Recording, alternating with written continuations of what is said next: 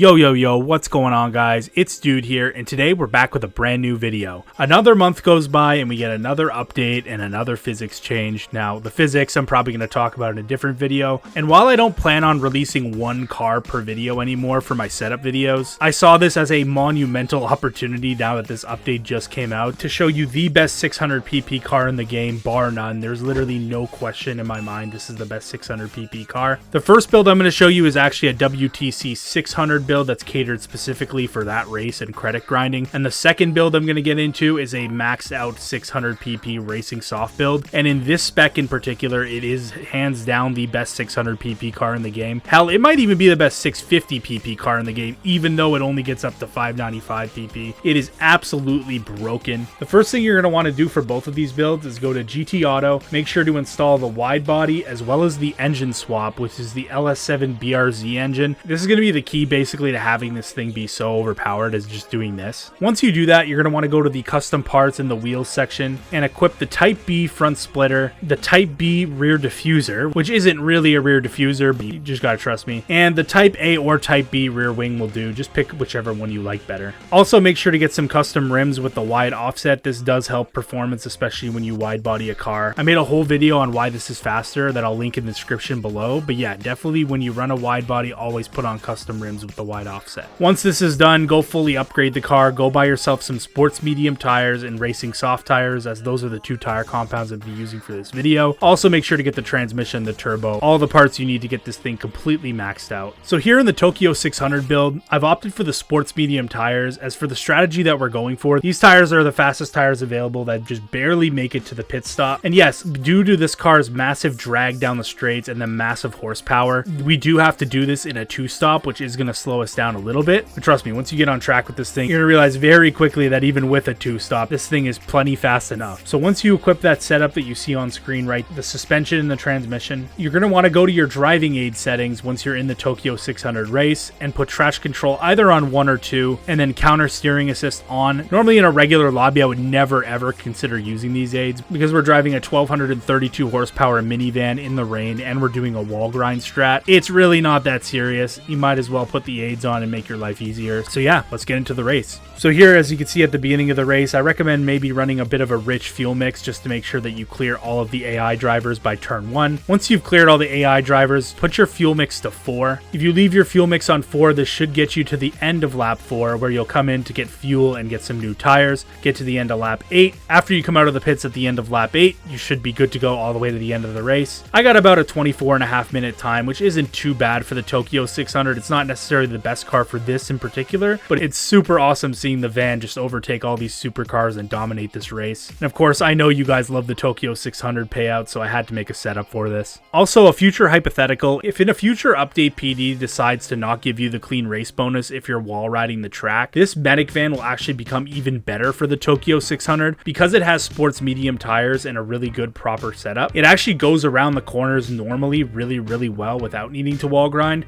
So if in the future that ever happens, this will actually be an even better option than it is now for the Tokyo 600. But now to get into the setup that I'm the most excited to share with you guys, and this is just the regular maxed out 600 pp build with racing softs. Like I said at the intro of the video, this is the best 600 pp car in the game. As you can see here in this video, I did a 146 at Trial Mountain. Now to put that in comparison, my maxed out BMW Z8, that is 740 pp, did around the same time. So yes, this car can literally compete with 750 pp cars under 600 pp, and the only reason this actually works is due to an exploit with the pp system regarding the transmission. Basically, the stock gear ratios on the racing transmission are so short that when PD tries to perform the pp calculation, the calculation is unable to differentiate a speed difference between 600 horsepower, 800 horsepower, 1200 horsepower. The quarter mile time, the 1 kilometer time, none of it actually changes no matter how much power you add because the transmission is so short. Honestly, I can go on and explain more about these PP exploits in another video, but for the sake of time, I'm just going to leave it there. And honestly, that is the reason I'm in a rush to give you guys this build. I'm not sure how long this car is going to remain broken before PD finally does something and fixes it. There are also other cars in this game that had this same exploit going on, like the Suzuki Cappuccino, the Honda Beat, the Silvia Q with this exact same engine swap. But having this exploit on a van is kind of taking it to a whole new level and is super trolly, so I'm guessing PD is eventually going to fix this. But for the time being, I hope you guys enjoy this build. Honestly, as cutthroat of a racer as I am, if I joined a 600 PP lobby in this thing, I would feel pretty bad for my peers and my competition. I guess that's kind of always been the spirit of online Gran Turismo, at least as long as I've been doing it, is to go find a lobby, drive something obscure, maybe dominate with it, maybe have some laughs with your friends. This is the perfect build to do that. I was super underwhelmed by this update when I first saw it drop. With that being said, the more I drove this van, the more my perspective changed. If you guys do enjoy any of these two builds, I would really appreciate if you could leave a like, comment, and also subscribe. The concurrent drivers on GT7 are continuing to get better and better as time goes on. You want to make sure that you have all of the up-to-date and fastest meta builds to dominate your online races, as well as your offline single-player credit grinds. But beyond that, guys, again, I really hope you enjoyed. I hope you guys have a fantastic night, and I'm out.